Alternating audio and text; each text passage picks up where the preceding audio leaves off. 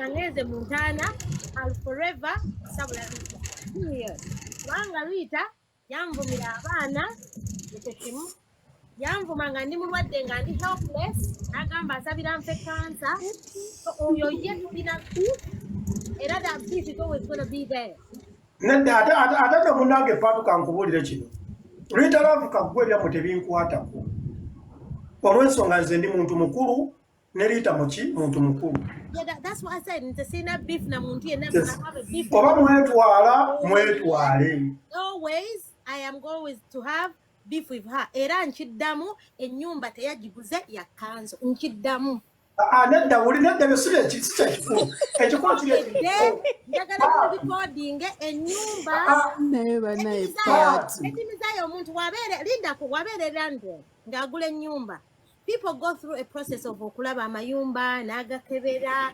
Lwaki tatutera waawe empapula za mortgage? Nedda wuliriza Paatu. Please. Paatu wuliriza Paatu. Olutalo ne Rita kaggwa. Kati Kyembiri Smith kisekaki. Omanyi kyagala entamu. Kati wama wuliriza Paatu. Inti olutalo ne Rita kaggwa. Munnange nze sibiriimu ndi muntu mukulu. Kasita wagenda ku page ye n'onsabulirayo. Kinkakatako era okusanga wano kubanga ye nze sijja genda kuyiye because I don't like her. That is a fact. Tebannakuyisaamu Eddie njagala bakuyiseemu nonge. Edimizayo ndaba wano. Nina omuntu yenna akwata abaana n'abavuma. Gwe Kyembiri Smith tereza request. Emirundi 1500 nga sikwagala. Naye kasi totandika oku attacking abaana. Brianna mukazi musirise. She's not one of those people who talk a lot.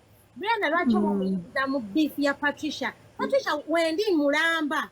Unvume ebinyo. Onvume obuba recording.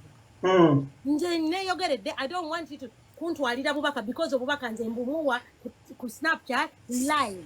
Era nkimugamba live naye kyesitakiriziganya nakyo kwatakinga abaana because she has kuteekamu abaana ekyo si kyekosirike obimanyi nnyo nsobola okwatakinga abaana Eddie bulungi nnyo kubanga nze kankubireko Edmijaya Monica is graduated baamutikira bulungi nnyo degree oyo naggwa Brianna is starting university in September so ntambuddeko olugendo okitegeera ntambuddaako Brianna agenda kubeera 18 musama tambuddeko so nsaagala tulete mu baana Eddie abaganda mugamba tosekerera nkenkungu owanise anti kati Patricia obuzibu bw'olina buli bumu igwe weerabidde nti no naye bw'oba olumba Rita naye alina okukulumba. I don't attack her children. I attack her. I don't even attack her husband. I only attack her. Bifu yange eri naye terina muntu yenna mulala. See anybody around her. It's me and her. Kati kankubuuzeemu Paatu njagala olwaleero otubuulire. Rita kaggwa yakuyambako ofuna pamiti. Ateekawo eyiye kiri simple. Aleete pamiti ye. Nange ndeete eyange. Tukebere ddirwa ennafuna eyange. Mukwano gwange bamuyita Hasina Muwanga ye yakoledde Rita test about 3 years ago. I had my test in 2000. Ate gwe eyiyo. Najifuna mu 2015. Ekyokubiri eyange eri manual and automatic. Rita cannot drive a manual car. Kaakati kambuuzeemu ekirala. Rita kaggwa kiki kye yali akuyambyeko mu bulamu? Wenfuna empapula. Owulira? Wenfuna empapula. Owulira? Linda mu Paatu kati ninyo tovaako. Nkwegayiridde Rita. Soko gye kati ni bambi. Abaddi ekyero bayinza okuba bazze. Bava erabika yene simu ebadde nkubira leeta essimu y'okuba essimu eno okube obabuuze kye babadde baŋŋamba. Ddi ekyero. Bali ku ssimu wala ate essimu yange ndikozesa ndi ku TikTok. Aya tugende mukwano. Wenfuna empapula mu 2009. Nze Rita nasimumanyi. Paatu. Dina mukati nimala okujjako essimu wano mu Mystical tovaako.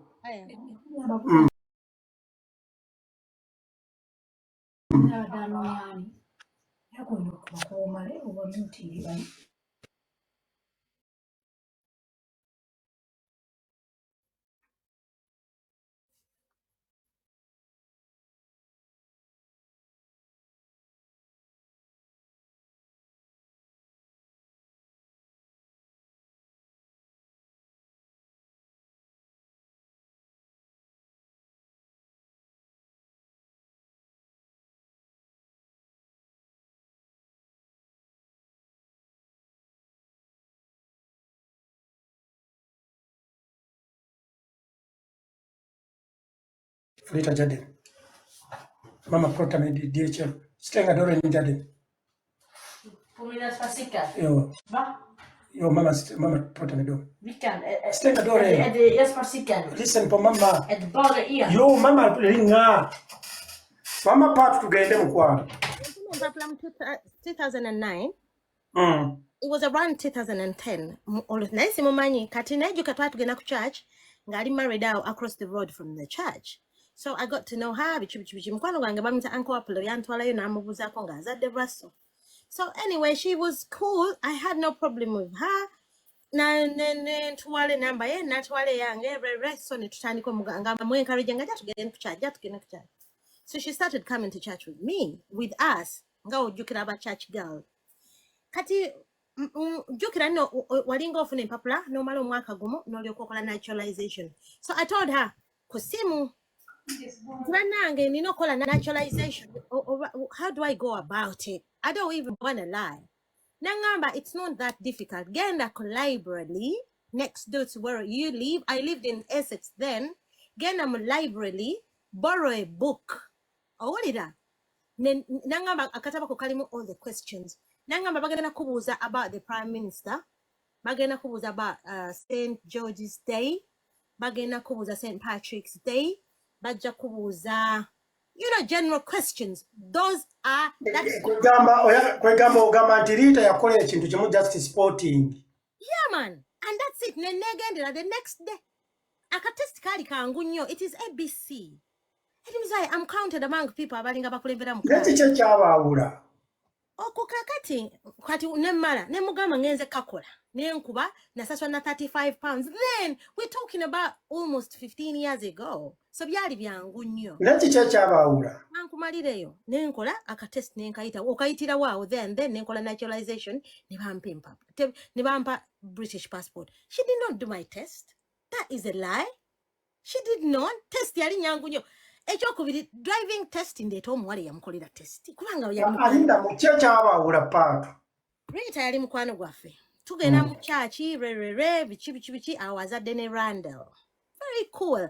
Nga tugenda nitulya emmere bichi naye nga bwe tuvaayo mu kulya ate atuwandiikako ebibaddeyo mu kulya ebibozibozi ebibaddeyo tinamukubiranga bikaseera nga mugane maani nkola tebiri feya. Tata wa Randall aze bichi everything was fine. Kati omuntu bamutta chikawa yatta omuwala naye wiiki ate Carol Nakuya nayo n'afa. I think Carol Nakuya chikawa yafumita omuwala. Yes, yamufumitanga ku Monday. Sorry, yamufumita ndoza ku Saturday. Carol Nakuya n'afa ku Monday. Carol banaagwa. I was in Uganda. Kati London was a sober moment, Edimzaya. Everybody was. Mbijjukira story najogera nako. Kati Rita n'awandiika ate ku mukwano gwange wayita Fiona omweru Munyarwanda. Mumanyi. Fiona yefudde Chief Monga, yet she's been bonking chikawa. Kati awonze nga nkyali mu biro ebya morals. Kati nga mukubira nga mugane Rita. Abantu nga bali mu kumoninga. Carol is dead. Ono mwana Lena afudde. Man, tekiri necessary nga ngamba nze tombulira byayampandiika. Ya. Ananzi zaako. The beef started just like that. Byachana kito. Byachana kito. That's what I thought as well. Entalo nestandika natandika oku attacking bichi anti jukira nze ndi munyi. Kati nze jukira nze nvaako content. Beef ne sala. Kati awona nakwata kikose kiche. Nze ne bankolamu kwegana efuuka luyimba lwakunvuma naye nga nali sibitute nnyo naturally nze siri nnyo muntu paatu lwakwewozaako gwe nakino ekikazi kino Emily Smith muvuma. Nze nvuma abantu ba Museveni akyo I cannot lie. Mwinako olutalo Museveni badde mwinako otale ebbanga lyonna soba buli awagira Museveni oyo muvuma naye ate era jjo weegendereze nze sikozesa abusive language toyinza kunsanga nga mpemula. Neka akati paatu okay paatu leero nkufunye bwe nagenda ewajje no Salimu Sale nga wansomera nnyo. Naye wali ogenze kukolayo ki Edimizaya gwali e Bulaaya amanyi obulungi ennyo nti bano abaggayi bali mu kumalawo nsi lwaki nga interacting and okay oyinza okuba oyagala kasente naye Edmizaya fa at least tetuli bubi nnyo ng'abaana abali e Uganda batugamba baavu kati gwali oli Sweden you work you have a good job this and that lwaki ate oba ogende wabagayi bano man tubeera fair Edmizaya ozadde abaana I don't think oyagala kuretiringira Sweden oyagala kuretiringa Uganda naye is that the state of the country Nati kati Patricia labayo nagezaako okujja ku kitebe kyammwe nfuuke memba ne mungoba abantu bali emotional the outrage eri mu Bannayuganda is because kibaddewo emyaka 4 abantu bali frustrated anti okay kati gwe mpa amagezi bwe mubeeranga mwangoba oyagala mbeere mu bbanga No, you don't have to be by the way toyina kubeera ku national unity platform toyina genda ku kitebe okugamba nti no tukwagira omwana oli nga twamuwagidde what's his name I big guy nga twamuwagidde anti kati laba kyolina okumanya paatu tukkirize engalo tezenkanankana yensonga lwaki Bobi Wine oba Babi bwe bajja e Bungereza basooka kunoonya Patricia nga toli abakyala abalala bangi kitegeeza engalo tezenkanankana kati uliriza baki banoonya is because of time gentaddemu obudde bwentaddemu amagezi gentaddemu n'amaanyi genteekamu okiwulira nothing to do it has nothing ate by the way ndaba Emily Smith wano yagamba muno nze I dated Bobby we waswale that is stupid number one nze siwagirangako Bobby Wine musically nze nali wa Chameleon I'd never even interacted with Bobby before he was a politician. So, Emily Smith, please, you sound daft and dumb because waswale wagulutowa berangayo lodge. You sounded a bit uninformed and simanyo bamumpulira wa freezing. So, that is a story for another day.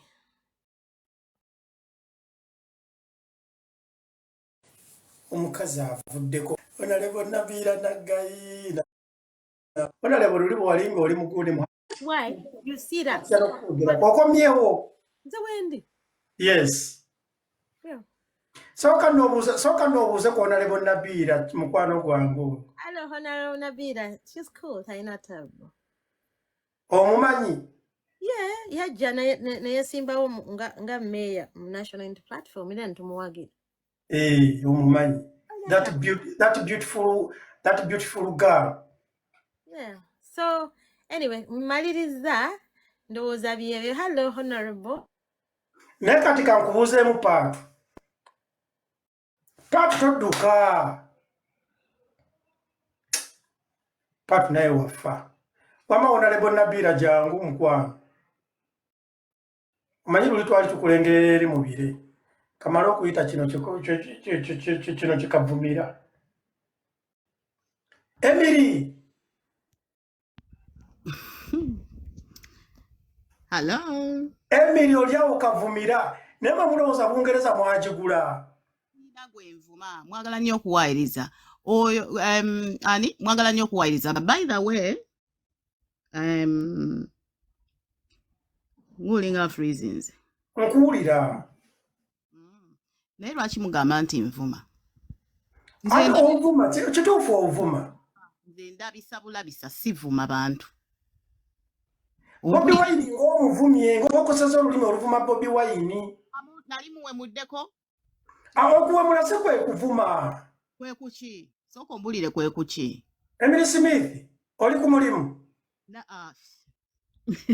oli ku mulimu nedda ssebo naye kankubuuze ate simu olabika otaddemu headphones sina kyentaddemu lwaki esimu eddoboozi liva wala nerigira nabe simanyi okay yongezako ka volume kale njongeza eri ku highest anyways nze omuntu wamwe simuvuma ate Sseewungu yeebuzaabuza mbu nno teyansosonkereza oyo Sseewungu nze nali simuliiko naye nagenda okulaba nsosonkereza okitegeera cyberspace is big for everybody to exist Emily Smith omwe akola ebintu bye Emily kasaba mmanyiira nze nange nga nkwatamu mu nkizi oba okumala wiiki Emily nze ndi wa NRM gwe soyina wooli Edi wuliriza nze ndi wa NRM nze neetegeerera Yakwekayo bwekwesi. Nze neetegerera Emily.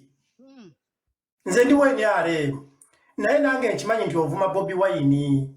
Anti gwe yendowooza yo nga gwe. Kati nali muwe muddeko nze nkugambye nti Okuwemula si kwe kuvuma. Labisa sivumangako ku famire ye, sivumangako ku baana be, simuwe mu Ate kati nze nkugambye oli biwanvu kati weefudde network evuddeko dduke. Wamma Honorable Nabiira jangu. Mbadde njagala tusooke tugende mu kkooti ne Emily. Atubulire bakyavuma Bobi Wine. Honorable Nabiira jangu naawe. Naye anyway, it is what it is. Bwe nze ndabisa bulabisa edi nze sivuma bantu negendereza nnyo. Ate n'oyo Kadingo wammwe ngendo mwogerako ng'ali mu byakuyimba bya entertainment bw'abeera mu bya politics ne bwavuma ki ne bwalabisa ne bwakola ki tebinkwatako. I don't get myself involved. Emily wagende Uganda n'osasula buli YouTuber akukyaze ng'ovuma Bobi Wine. Sokompe obukakafu. Omanyi mwasama nnyo Eddie Mezaya mwagala nnyo. Mwe muwaayiriza Eddie atakutya gwentya. Eddie osale ekigambo. Sasala kigambo. Wasasula SB4. SB4 nakyalayo ku channel ye olaba otamwatamwa n'ebigambo. Genda ku channel ya SB4 olaba oba naliyo. Anti wuliriza. Kamaleyo. Wasasula SB4 n'agaana okuteekayo ku channel ng'ovuma Bobi Wine. Before sina na namba yesoogera naye akola content we mulaba bulabi nga wenda abantu abalala. Kati kambuuzeemu Emily. Wagenda Uganda ba YouTuber nga bakukyaza lwaki? Bakyaza because bandaba baali bandaba ku social media. Emily twogere mazima. Tonnaba kutuuka ku level nti ba YouTubers bakukyaze. Bakukyaza okitegeera kakati nawe genda nawe osasule nawe bakukyaze. Eddie, it is a free. Ati wuliriza. Igwe tonnaba kutuuka ku level zaffe nti balina otukyaza.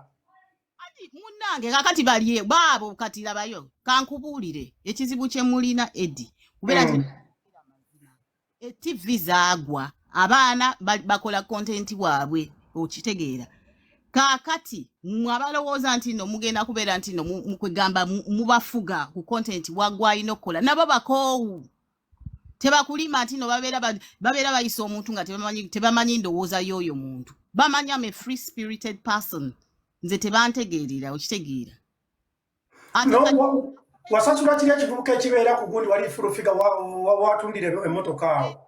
Kankubuulire anti kakati awo jjukira nti nno nze najjayo Bukenya Media Dubai okitegeera kakati I'm not new lwakubanga just mbadde siri gwe yaŋŋamba gwalina ebungereza bangi nnyo jjajja Ichuli namubeererawo kwegamba bintu bingi nnyo lwakubanga abantu tebavaayo kwogera ku social media nekyokubiri kankubuulire kiri bwe kiti nze Kadingo simwogerako paka ng'ali mu entertainment. Ate Babi naye ali mu entertainment lwaki omwogerako? Ate Babi gwe nsinga n'okubeera nti nno ki nti Calvin Kayanja agambe nti nno Bukenya Media yakufera. Munnange yanfera ki okitegeera. Babi mpa video nga nvuma Babi. Naye bannange Emily Smith weekaza ani atakimanyi. Ekikulu Eddie mwe mulabako clip emu ne mu concluding nze oyo omukazi Babi simuvumangako n'ekirala muyinako bambi kwegamba musaasira. Omusaasira ngani nga muganda wo? Musaasira kubanga maama okubeera anti okimanyi nawe Kadingo nga mwenzi oyo Sseewungu akomewo oba teyeebaka ne Bobi Wine atukakase nti oba teyeggala ate n'erinnya ly'omuntu eri ewaswale nze saalyogera ye kennyini yabyogedde. Dindako kyogamba nti Emily Smith kyogamba nti Patricia yali ya Bobi kyankakasa kubanga ye kasita yatandika okummanyiira nange netandika okulembeka ate nga abantu balina obukakafu okitegeera. Mayindisa kyagambe nti va ku ex we amulya yekka. mindset X waleme kwebuzabuza nti no mbunze sina gwe nnumba bwabera ku page yawe ne busirika obunyo nga balowooza nti no tebabalaba kasita ojja ng'oyingira omuntu nga naye alina platform naye ajja kuyingira bwekityo weekiri temujja naye kyokulya Bobi Wine oba bami omuntu oba omuziza nnyo wansi kati olowooza kakatira bayo yes kale Sseewungu ali mu myaka nga 65 ye olowooza emyaka 15 yali mubi nnyo Sseewungu si mukazi mubi by the way. Mukazi mubi kakati lwaki oboga nti musizza nnyo? Lwaki obogamba nti musizza nnyo? Nze mmanyi nti omuntu eyali Patricia ye Chameleone. Yo yalidde buli omu kati ajja akakasa oba ne Mufumbira teyamulya. Mufumbira ya Waiswa Mufumbira. Ekizibu mmwe temwagala mazima nze munyingira ze sina ntalo na muntu yenna ne kaaba oyo Sseewungu simuyinako lutalo naye Sseewungu yammanyira ate ne yeekweka mu politics muno simanyi biki balowooza buli omu agenda kubeerawo ku byekisiru byabwe. Kati Mufumbira yamuliira wa? Yamulira Uganda Mufumbira yasooka n'omuwa ye kennyini Sseewungu ye yagulira ne Mufumbira iPhone ye yasooka. Bane nga anyway sizze kulumba bantu nga bwoki. Ati kakati igwe bwajja kire kivubuka Dubai wakirya. Edi oyagala nnyo ebyonoonese kye kizibu kyo. Anti mbuuza bw'abeera nga yamugulira iPhone igwe kire kivubuka kye ku Kenya bw'akijja Dubai wakirya. Ameka boyambye Edi Mezaya bakadama bonna b'olingiriza bonna wabalya bonna b'obeera olingiriza nga babawe. Kati lwaki ogamba munono bw'abeera nga yayamba Mufumbira n'amugulira iPhone nti yamulya. Balina history yaabwe ng'oli tanaba na kujja na mu politics bive nako gwe ebintu gwe tobimanyi gwe sooka okakkane ebintu byabwe anyway ze sibayinako buzibu. Kati kyogamba nti no yamulya amaze kuva wa mindset. Kati mindset naawe okimanyi mindset bwe bwali bugundi buno obuvubuka obuto mindset of course anyway mindset sijja muyingira nnyo mindset ennaku zina ali kumula ayogera nnyo Patricia wuuyo aje okitegeera mindset simuyinaako nnyo gundi naye akola freedom ye naye ebintu okubeera nti no mugenda kubeera nga mulowooleza buli omu ne mubeera nga mwagala okumanyira. Patricia alabika ali mu train ndowooza wali oba avuga connecting ne Patu wajja nsaba omwetondere bigwe.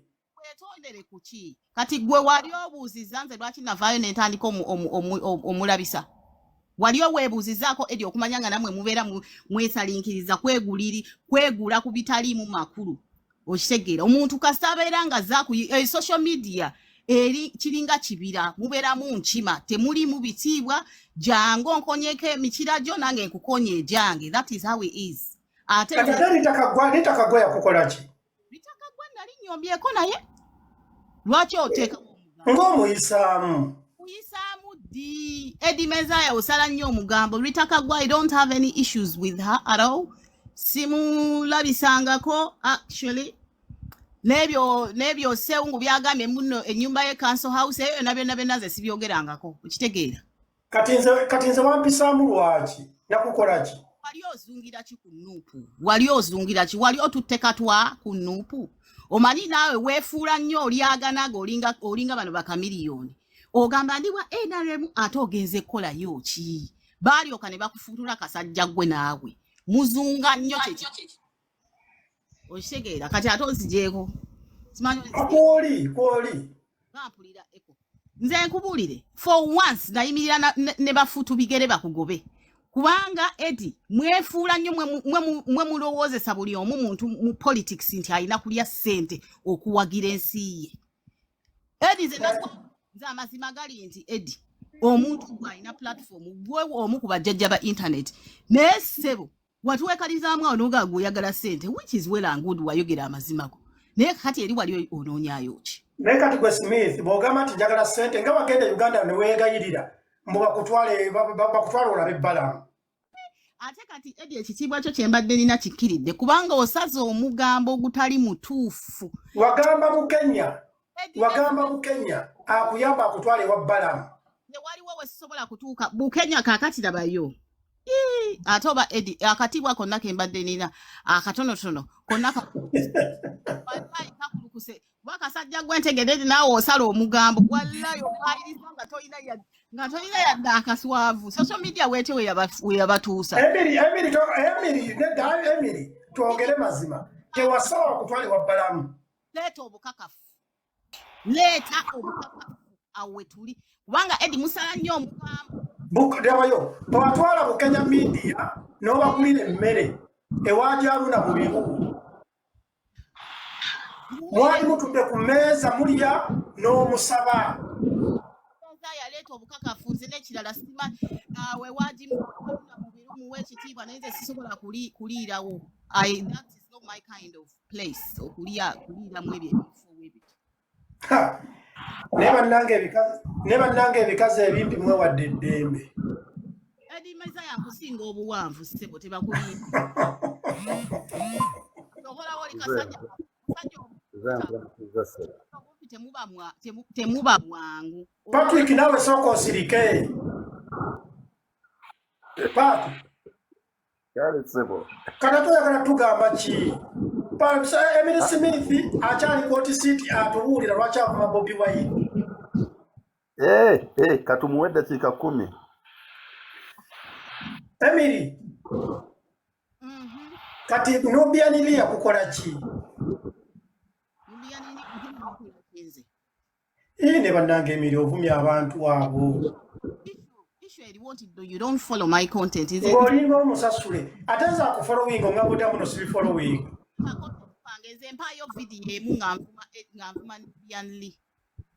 Omanyi bw'ayogera ku kivulo ekyali e Bungereza. Emily Smith ddula olyokomya okugenda mu bivulo e Bungereza. Olyoka ogeraageranya ensonga ya Bobi Wine nti yasala. Kati atozzemu ebyo ebikadde si. Ebyo tuli bantu bali bawantu ebyo bikadde nnyo Eddie naawe toddeeyo. N'ogamba nti Bobi Wine musiyazi. Eddie leeta obukakafu nga ngamba nti musiyazi. Kale bannange buli buweegaana. Leeta video ekizibu kyo all my followers no siteekawo na gasi oyo nze ndabisa ku kintu kiriwo na reality wembeera ate oyo sewungu yabireeta zibayira wezi ndali sibatunuulira naye nagenda okulaba nako kansojja nyabo sewungu wali tomutunuulira nga kulwaki nti wali wabbeeyi nnyo bakola byabwe kati nagenda okulaba nsojja ne Emily oyitiridde okwemanya ntya siina nze nkugambye nze ndabisa bulabisi nze siwemula sivuma ebyo byonna byoyogedde wano byonna osaza omugambo era naawe okimanyi kati goyita kadinga erinnya yali mubatiza oba ovumye yayimba oluyimba gye luli ku Spotify genda olukebere nze I support even his music oyo gundi kawanyi ne kadingo bye biri ku gundi bw'otunula ne ku motoka yange biri connected bwe mantwala abana ku school ranzi nga nteekamu kadingo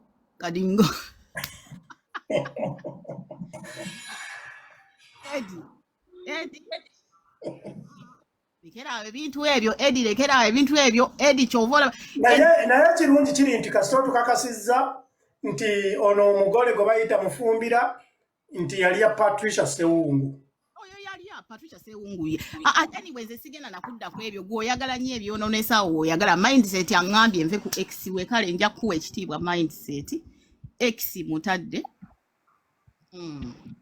Naye mweyagalidde Bungereza. Wovudde Bungereza otutte bikunkumula ebyo ebisimusimu ebikadde. N'olyoka osimba layini Bukenya simanyi baani ba divorce baani. Ekizibu kyokyo nze Eddie Mezaya about a person kubanga gwe kennyini ojja kuwerabisa Eddie Mezaya nze sikulinako intention yekulabisa kubanga nkumanya ebintu bye naye weebereremu nedda Emily twogere mazima essimu zo watwala Uganda tewatwalire ba Bukenya kwaliko empya tewazigula ku gundi ku marketplace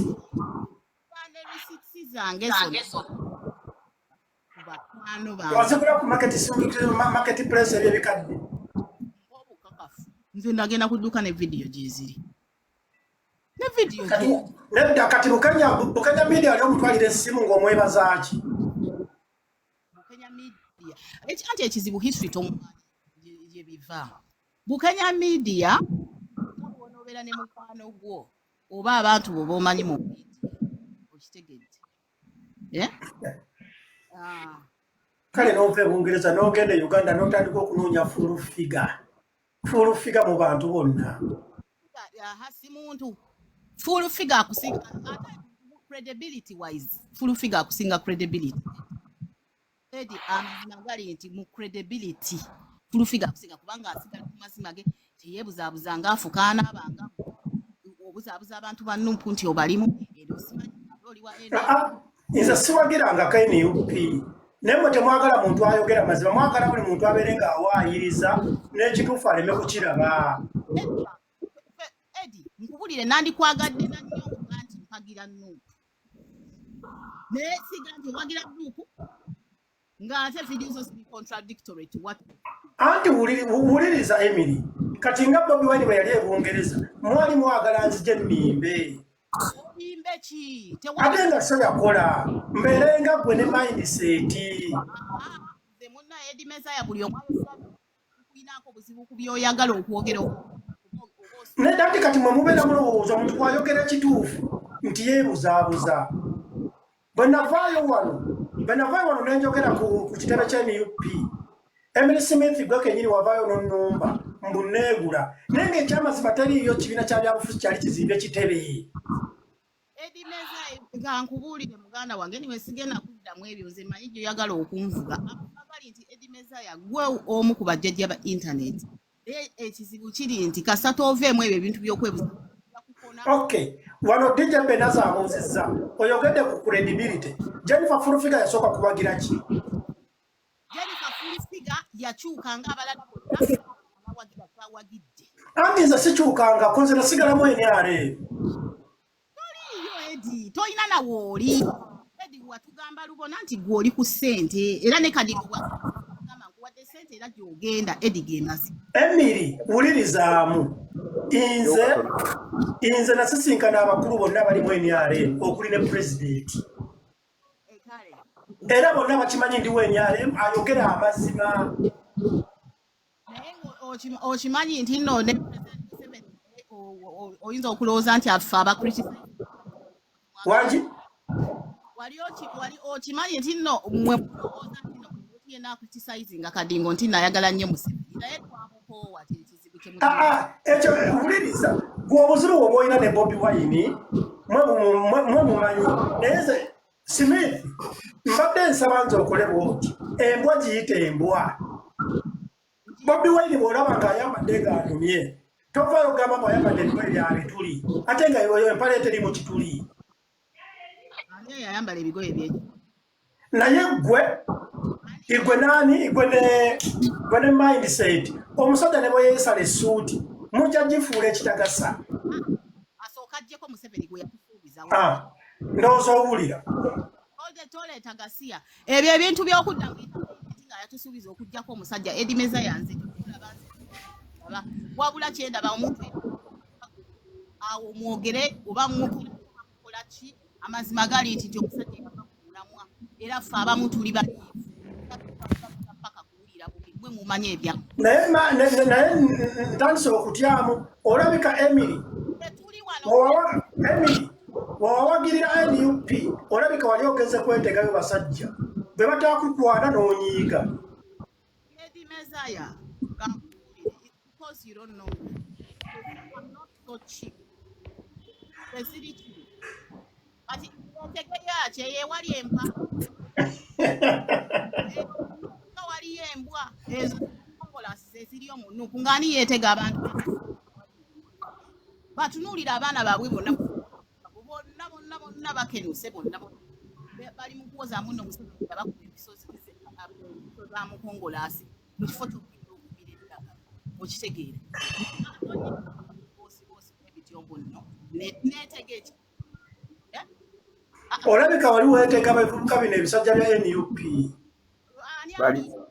abe NUP balina ssente naawe bali bakopi bukopi naawe wangi bakopi anti Eddie yayagala ateekewo bakopi ate balina Patrick wangi mu NUP olina kw'osingayo kwaba abakulu abafuga ekibiina ekyo. basinga lwa nsonga nyina omulimu gwange gweyogera ndi nginiya, ekyokubiri ndi mulimi, ekyokusatu ndi mulunzi, ekyokuna ndi musuubuzi. Kati mbuulira Bobi Wine asuubula ki? Ate gwe bagamba buli muntu alina kubeera musuubuzi. Bobi Wine muyimbi nga naye oli inginiya. Edde byonna gwe tubuulire nti asuubula kino kubanga kakati ye Awuliriza nga bw'ogambye nti oli inginiya ne Bobi Wine muyimbi. nga tafa Uganda n'abakuba kwenfuufu ku bigere. Wuliriza nga bw'ogambye nti oli mulimi. Bobi Wine alina biiki, katutwale nti alina woteeri, alina biiki. Biiki yaso biiki omusajja era ku ssente za Museveni n'abalungi. Nedda wuliriza inginiya, omuntu wabeera ng'alina emirimu gye totyoboola mulimu gwa munno kulwokuba nti no gwolina ekikyo. Bobi Wine in fact biiki kambuuze mu inginiya ng'otuuza ebyobugagga byonna by'olina osobola okukola biiki ya Bobi Wine. Ngikola nensiza ne balance ssebo. Ne bannanga abasajja balumbiye bano. Bobi Wine alina asobola okuweza yiika bisatu nga ziri ku Maryland. Kati kakubuuze ate paatu lyose nojja. Patrick okimanyi kati mwe mubireese okimanyi nti nno mu abasajja ba NUP n'abakazi ba NUP abawagizi mwe musinza okulwanyisa Buganda. Niyazege. Wuliriza tokowulirize. Wuliriza Lumbuye yavaayo n'agamba Katikkiro yeebaka ku Nnaabagereka wa NUP. Lumbuye n'avaayo n'agamba nti Katikkiro yazaala ono omwana ono omulangira gwe tulindiridde wa NUP. Naawe totuteekangamu ate oyo omugwagwa. Wuliriza Lumbuye najja n'agamba nti yasooka n'agamba Kabaka baamukuba empiso erimu obutwa. Olunaku lw'okwosa yagambye Lumbuye nti Kabaka baamukuba empiso erimu siriimu. Ekyo kitegeeza ki? Abamaze okulangira nti Kabaka ki mulwadde. Naye bonna nga beekwekamu NUP era nga bamuyita tica. Yakubeera nti beekwekamu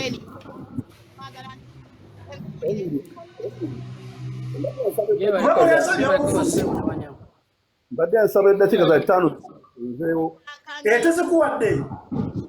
Neyanziza onaze oluvannyuma alabika abadde babuuzako muddemu yemuti. Ate twagala tubuuzaako amagenda mu maaso. Kati bino ebituuke biri ku mmeeza. Nze kansooke empolereze ggwe Mizaya. Mizaya musajja w'emu ongoliro wabula ate omusajja Omuganda era ekitamugaana kuwagira wagyalaze kuba nze bwe nzijja kumbagayo nga ndi muliraanwa we yadde tukolagana. Nkitegeeza nti toli muliraanwa wange NUP muliraanwa woono era kyekyali kimututte okulaba ebifa mu nda eyo bamusomese bw'alabawo enjawulo wakati w'NRM ne NUP bamuwe kaadi ayingirenga memba baamugobanga embwa eby'amagi baakugoba ate baganda banno be baakugoba ate bannange teri kintu kinnumanga ekyo. Ekyo kati kakiteeke ku bbali ekyo kitadde ku bbali. Ono omuwala omubuuzizza avudde wano Emily nti Emily Bobi Wine ali ebisiyaga iye. Bannange teri kintu nti atoddamu na kibuuza bantu mpozi ng'oli ebisiyaga anti wenzijaawo wenzija nze bwe nnyingira mu kikaali okulaba omupiira nga maani esamba n'Arsenal naye ndaba omuntu ayambadde omujoozi gwa maani tekyetaagisa mubuuza nti owagira ki kuba Bobi Wine yagenda Museveni wano mukubaga etteeka n'aliteekako omukono yagamba ffe tubali nabbawanisa Patrick yagenda katono nnyo kamalayo kano Bobi Wine bwe yagenda yamubuuza nti yogera ku kyebisiyago kyogera etteeka lino Museveni yalireetera ffe kakati. Kakati Paatu kambuuze omusajja gwe bakyamwenda ye mwogezi wa MK gwe twagala adde mu Uganda nga pulezidenti wembuuliza eyagenda mu kooti okukyalenjinga etteeka ne Bobi Wine atagenda mu kooti ani mukyamu.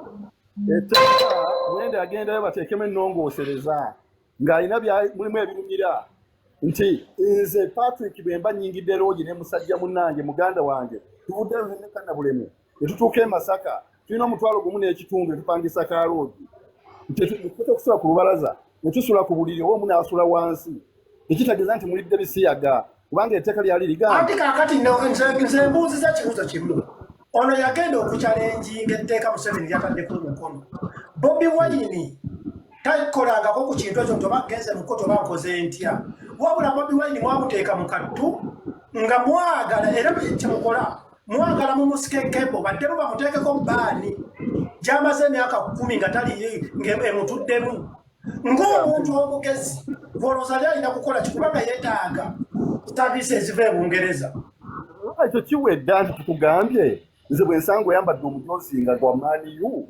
ng'esamba n'Arsenal ng'otadde mujoozi gwa Man U n'obanga oyagala Justice ng'obadde wa Man City n'oyambala aka Man U ng'esamba tuba tutegedde nti owagira Man U full stop. Nedda kale kati kankubuuzeemu Patrick omusajja gwe bayita Frank Gashumba mwogezi wa MK nze gwe mpagiradde mu ntebe ya Uganda mukyala we yaani mukyala we yayokana naye era bulijjo divorce zibaawo omusajja asobola okusalawo esigenda kudda mukuwasa toyagala okuŋŋamba atalina mukyala n'alina omukyala alina omukyala osobola omuyita omusiyazi atalina n'ogamba si musiyazi Gashumba ensonga eziri kiriya ali tortured psychologically mu nsonga ze by'amaka mukyala w'omukulu yamuyisa bubi ekyo n'akiwummula n'olwekyo talina musango obudde bwonna buyinza okukiwasiza era bamubuuza naga talina bwadeetinga kati Bobi Wine talina mukazi ate kyokubona omukazi kimugala okulya ebisiyaga naawe kakati nze nkugambye nze ndi ku statement ye tiri ku byange binabyomalo mukamwa kange Patrick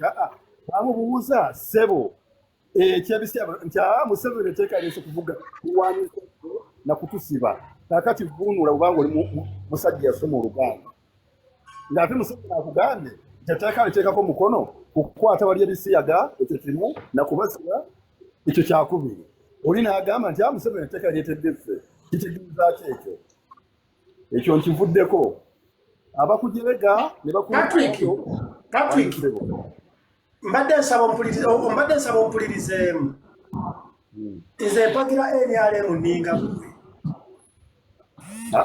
gwe naye okuwaayiriza si kirungi ate nze siri wa NRM oli wa NRM seba nze ndi wa people power era siri wa NUP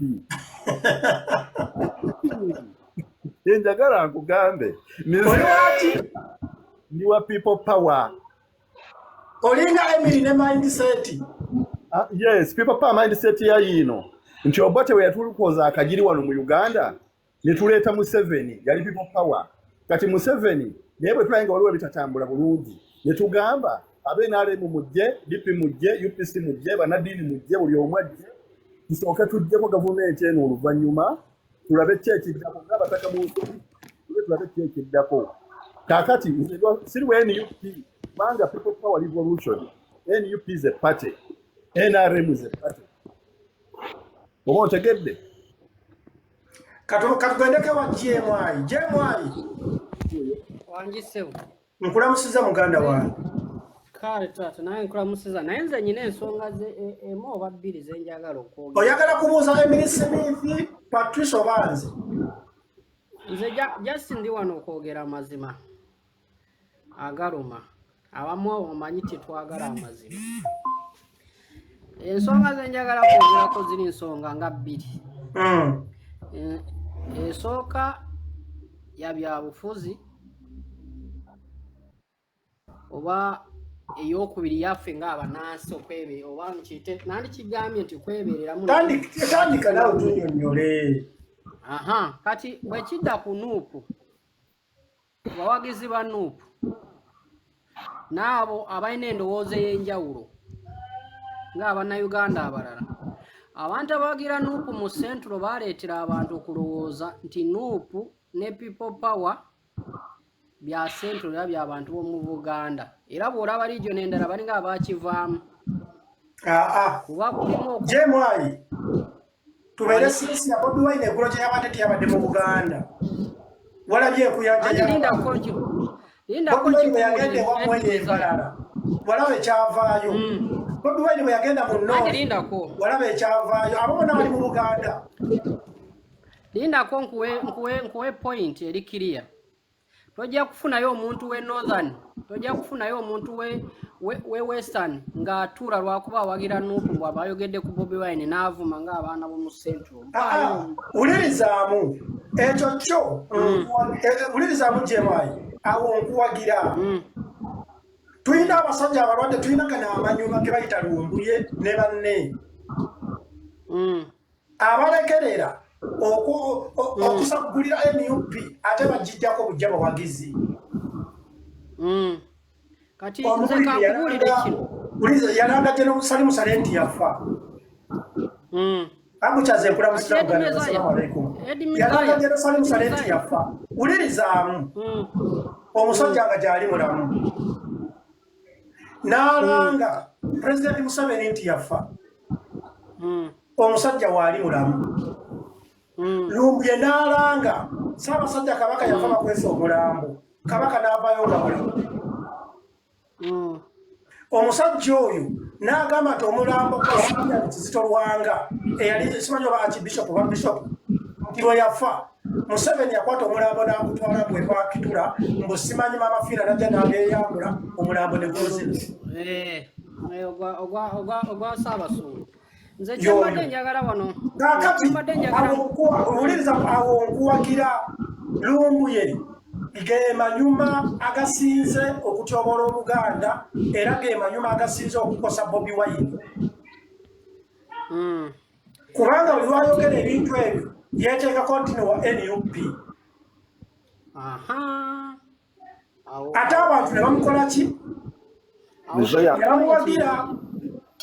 Nze nange nga Eddie Mezanya awo nzikiriziganya naawe nti waliwo abantu be bayita amanyuma. Nkuwe information n'abasigadde batugifunemu.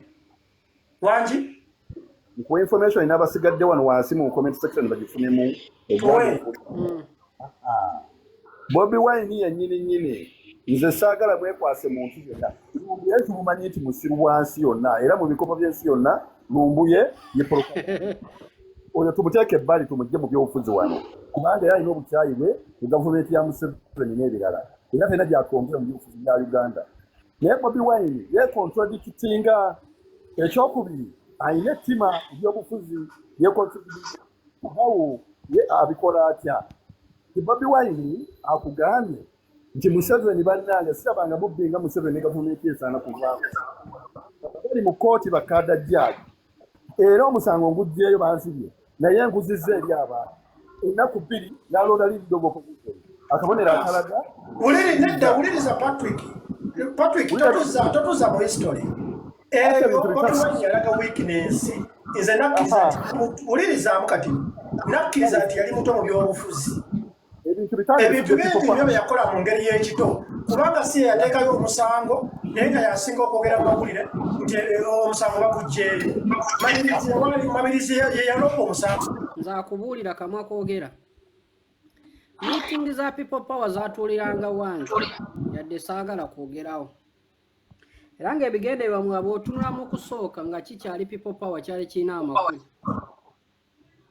naye kasita kyafuuka ekibiina ne bakita era ne bakita awo we nawanikira ne ŋŋamba nti ebyo byebuzeemu history wakyana kito kuba ffenna ekyo twakimanya nti Bobi Wine yakola ensobi okufuula People Power ekibiina n'atesa boddako ku sayidi endala omanyiza eri realistic. Bobi Wine yali mutuufu okufuula People Power ekibiina olw'ensonga emu singa teyali gesitalinga kibiina essaawa zino twali badde nga tetulina opposition leader oba yali badde avanga mu FDC oba mu DP kubanga tebasobola kulonda muntu atalina kibiina okubeera opposition ne bwe mubeera nga bamusinga obungi. Kati Bobi Wine yalengerera wala mu kigambo ky'ebyobufuzi mu ngeri eyo nti katuligesitalinge kuba kati katugambe Bobi Wine abakutwala kwa president naye nga tebamemba bali mu palamenti abasingamu obungi tebalina kibiina. kitegeeza Bobi Wine yali abasembye bali badde batuula ku sayidi ki bali badde balonda ki etteeka ligamba nti bali badde tebakkirizibwa mu bintu ng'ebyo mu bifo ebyobuvunaanyizibwa kuba talina bantu babeera alipresentingira ekyo kyobwe ekito bwe kirina okuba ekyokubeera nga Bobi Wine yamala naye kituusa n'akola ekibiina tutekemu sayansi tubeere abantu abagezi bwekiri tumanye muno ekyo kyekyali kirina okukolebwa ate kyakirina okukolebwa nga negye yakola endagaano bamuyise nga nnya yakyusa kyusa mufere ne constitution kakati sa Patrick wuliriza bw'obeera ng'oli musajja oli realistic wagambye oli inginiya it is now politics at play era omusajja yakwata ekibiina n'akiwa Bobi Wine oba n'akimuguza enteeseganya yonna gye baateesaamu kati essaawa zino gavumenti yeeri mu kumukyankalanya temukyankalanya kiri kiriya niza yawulira mpa eddakiika emu emmala omusajja afuna biliyoni 7 buli mwaka okitegedde nti biliyoni 7 buli mwaka ng'ali mu opposition wali n'abaka 508 ziva mu gavumenti ya Uganda sente yamuwa musolo ezo sente tazijja mu ggulu talina kyasuubula kaakati tumubuuza Patrick ogambye nga wuliriza Patrick ogambye nga nnya bamuyise abeereko byannyonnyola ate kati oli ku sente zaafuna okuva mu gavumenti ati azikoze ezo sente za wulirizamu ezo sente za ezo sente za constitution tebaziwa Bobi Wine Bobi Wine talina musala gwafuna okuva mu gavumenti ya Uganda kubanga talina kyali mu gavumenti ya Uganda wabula Bobi Wine sente ze bawa ekibiina kye kyakulembera kwe bajja omusaala gwa miliyoni simanyi 7 simanyi 10 ne baziwa Bobi Wine buli mwezi nenga Bobi Wine ku bantu abasasula omusaala wadde oberi nze ndiwe ebyaleero naye amazima googebwa President Zaya bayinda kikemu Museveni omusaala afuna sente mmekango omusaala andi kamala okudamuyuza ekibuuzo kino President Museveni yatugamba afuna simanya emitwalo oba mukaaga oba 10 bwezito ne bwe zibeera mmeka ye omukozi wa gavumenti ye mukulembeze waffe ateekwa okubeera ku payroll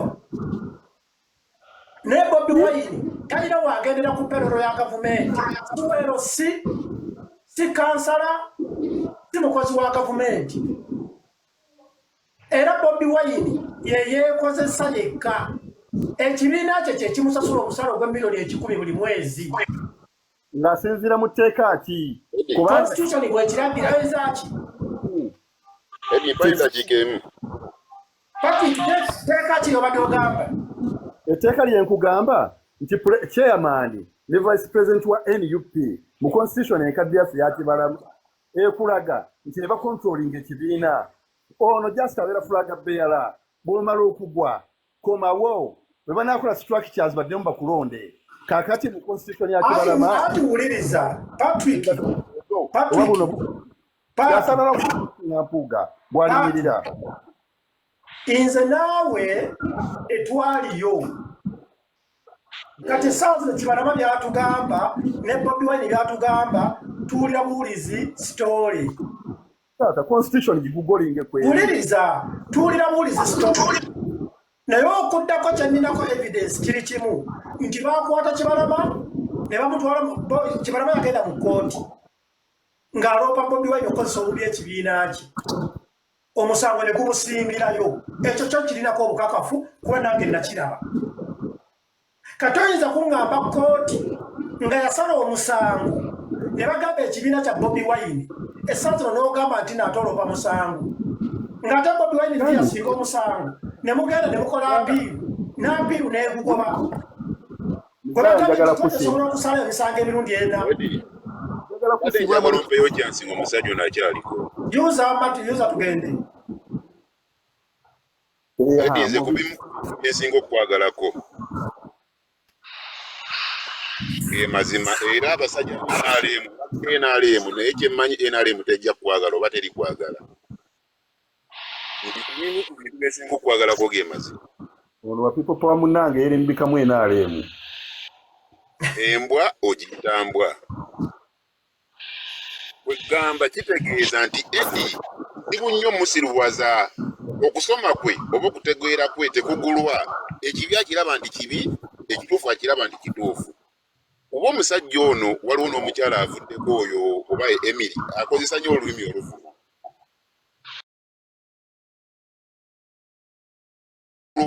ekibi akiri ono osobola nga gye n'omuwoozi tuve n'okugamba nti emanyako omwogezi oba munnamawulire yuza wulira si mawulire sikutataganyiza ng'oyogera lindako sirika mwenda ayina bw'ayita gye n'omuwoozi va ku ebino ebyokugamba nti simanya mwogezi waki wa PLU etteeka eryasooka ery'ebisiyaga omuntu eyali gyenda mu kkooti nabiwakanya ye Andrew Mwenda temwamwogerako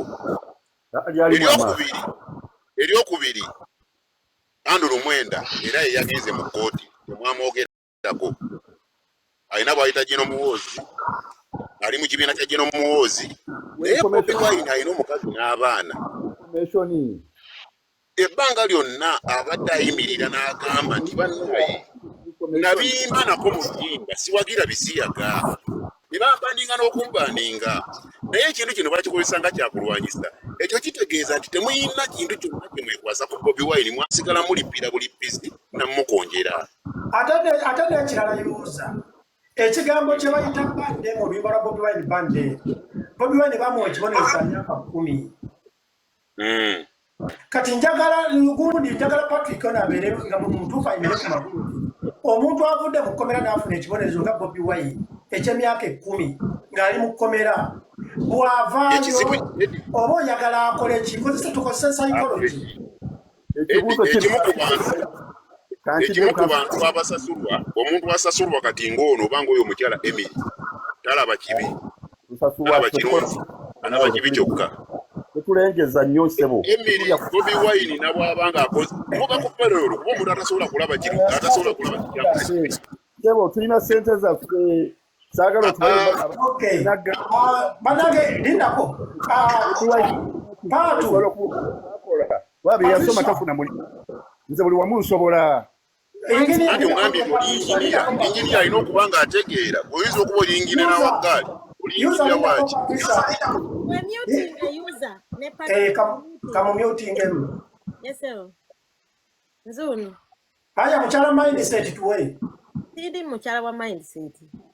Don't say some things. Electric say sorry.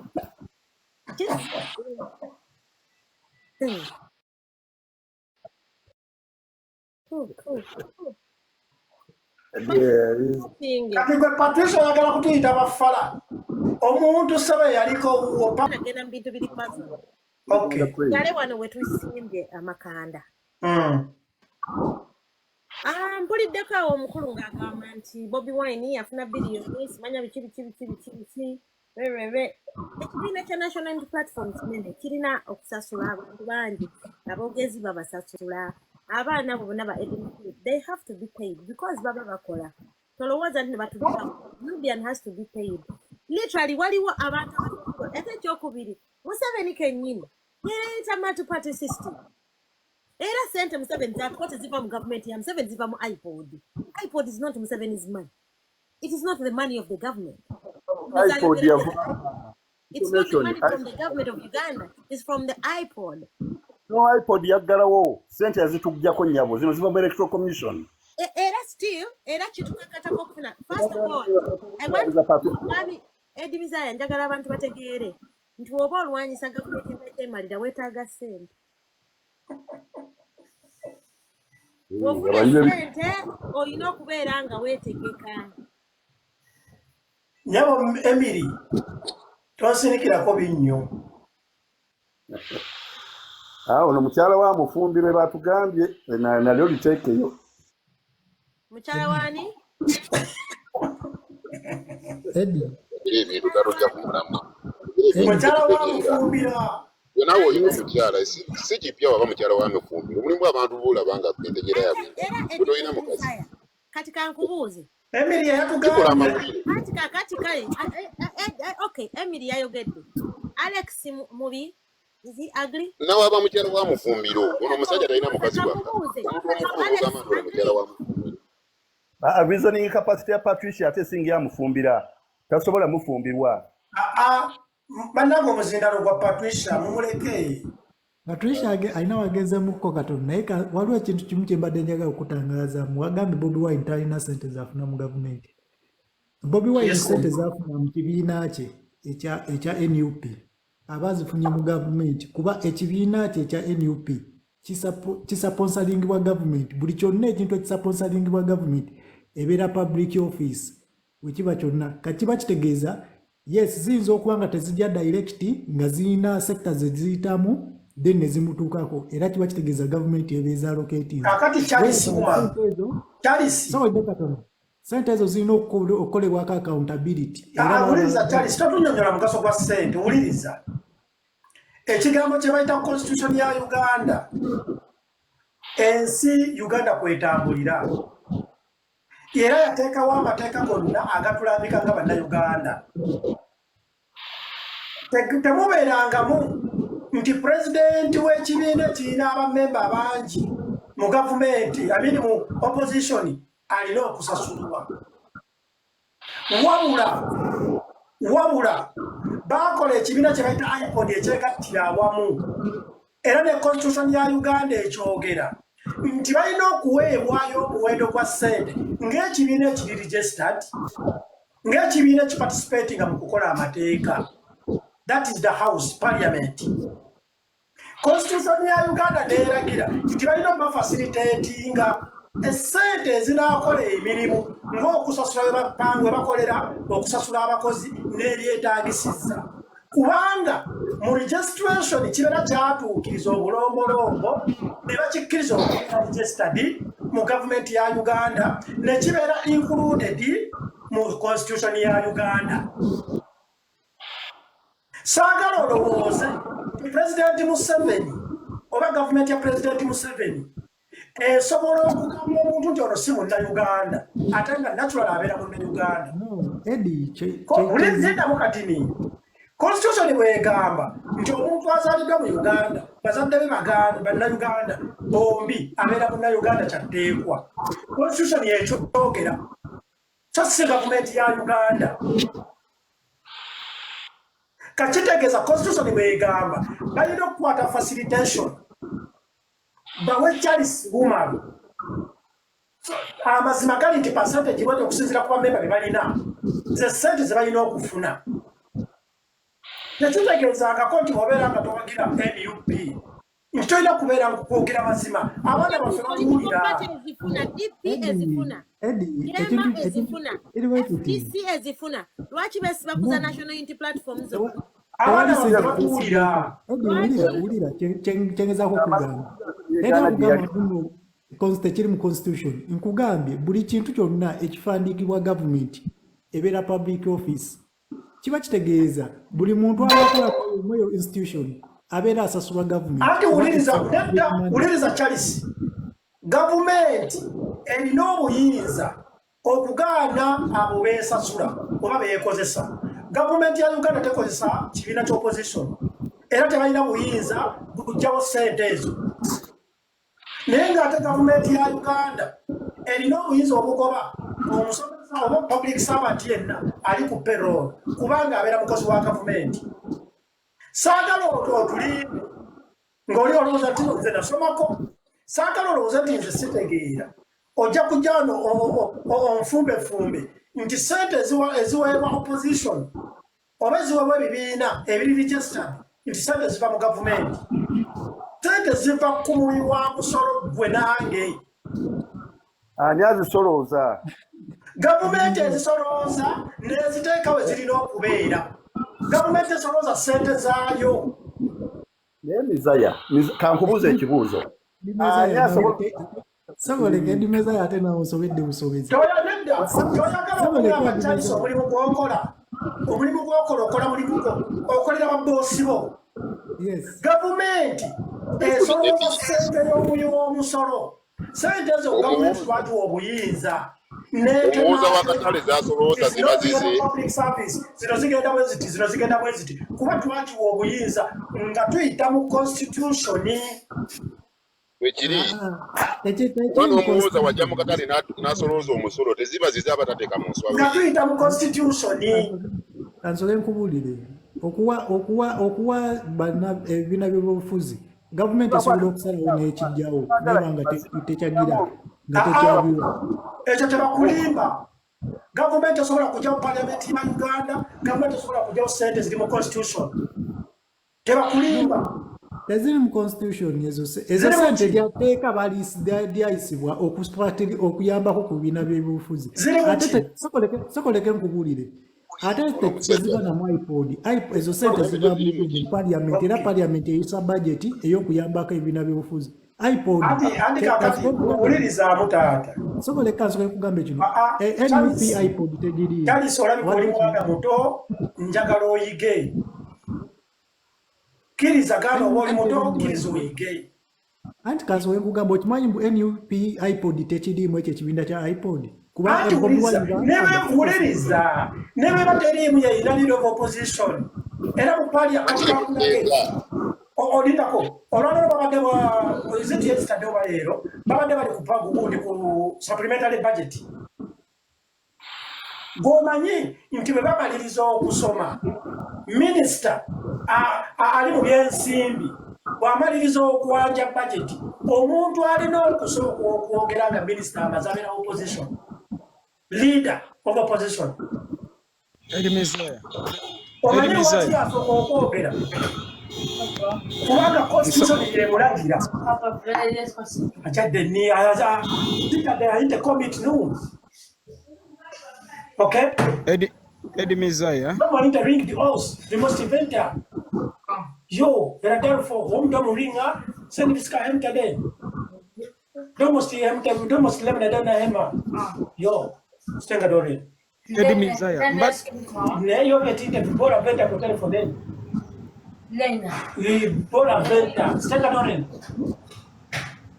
Come stenga dore. Mbadde nsaba kutangazaako Sir Patrick ne Charles n'abalala bonna abayinza okubeera eyo. Nze nno bwe nnessaako ebitiibwa byange mba njagala abantu bampulirize bulungi nti awali ensobi era olumu nkontanamu ne bannange betuwagira ekibiina ekimu. Nekyenja okusaba Charles ne Sir Patrick bwe tuba tudiscussing ebintu ebimu, leero Eddie Messiah musiimyeko ekintu kimu wa NRM ne ku nsonga eyo ali factual. Nkola preamble nti tujjemu okuwagira obuwagizi ne bwe tulaba ekintu nga kino kitegeeza ki olw'ensonga bye tuwagira era ne twagala okikolamu narrative endala. Political party bwe tugenda mu referendum eyaliwo nga njirabako ebiseera by'enjiibwa nga Museveni alese ba Nelson Ochegere ba Patrick Plukolo ebiseera ebyo 2021 referendum nali Makerere naliyo ku Freedom City byonna ebyagenda mu maaso okuzza ebibiina by'obufuzi 2000 nayiwo mu Freedom City Odongoto ne bamutwala nga kaguddeyo kuba yali neyina wange Makerere. Ebibiina by'obufuzi ne biteebwa. Ebibiina by'obufuzi bwe bitandika ne biteebwa tujja mu kalulu akalala. Messiah wano waliwo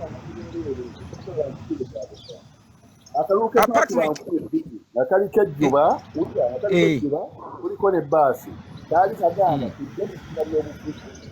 netugamba nedda tugerere movement 2024 netuddamu akaluka ennyumba n'omuti sebo biliena referendum e Uganda yakabeerawo omulundi gumu yaliwo mu 2000 tewabangawo referendum ndala. Olina sente oziwenyisa eyo Patrick oyagala kaya na bukayanyi. We have only had one referendum in Uganda that was 2000 okuzza ebibiina by'obufuzi. Tuyimba omuti tekiribanga ebyo simanyi gy'obijja. My records zindaga referendum yaliwo lumu. Mizaya wakakuba kyemanya akawuka nyumba y'omuntu sikawulirangako tekabangayo twakuba akalulu mu 2000 aka referendum. Ye referendum yokka gye twakaba nayo mu Uganda. Mukulu Sir Patrick kansooke njogere ssebo kuba kati ondaivatinga okuva ku mulamwa.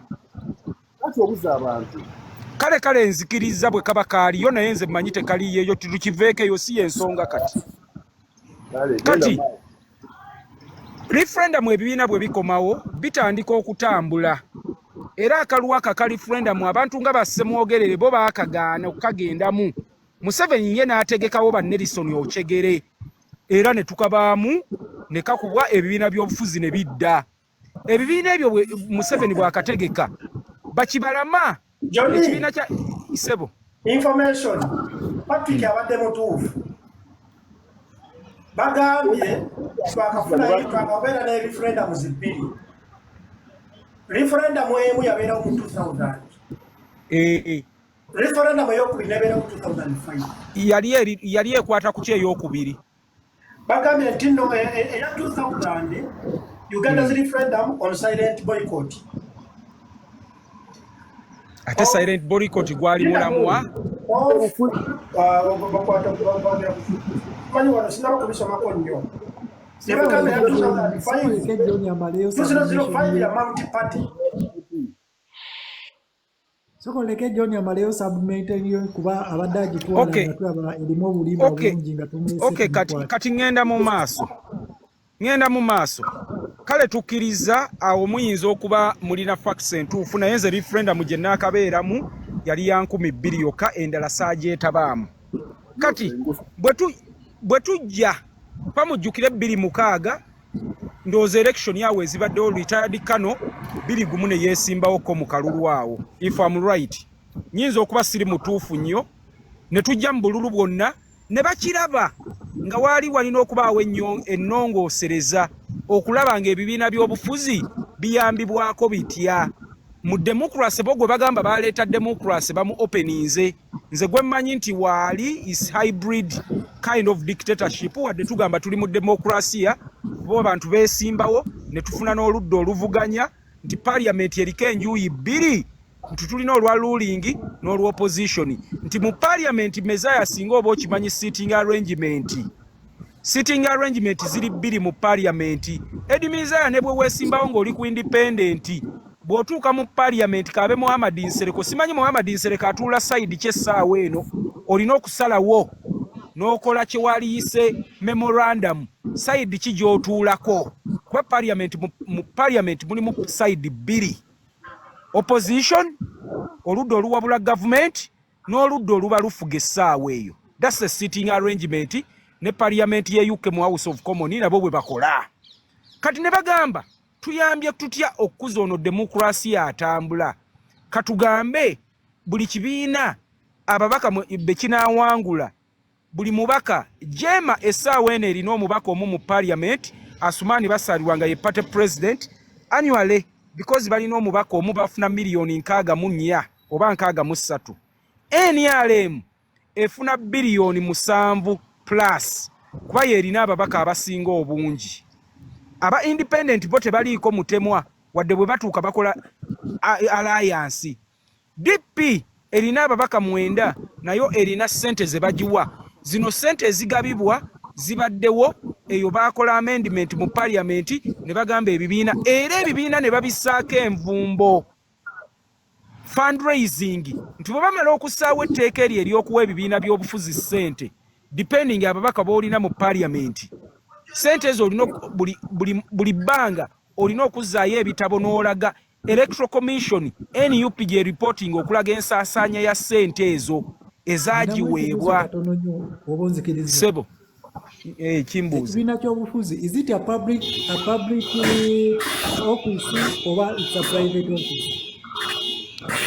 Ekibiina bwe tuba tugamba nti ensi zonna mu nsonyiwe eŋŋombe eyo ekuba simanyi oba alaamu yoona ebadde ki simanyi oba ebataataaganya genda maaso. ogera fena tumanye ensi Eh, bw'okigambe kati kyeŋŋamba ebibiina by'obufuzi kuba ensi zitambula ku demokurasiya, tukopa demokurasiya w'abazungu eyakula, nti nga bwe tulina amalwaliro, ebibiina by'obufuzi is not a personal property.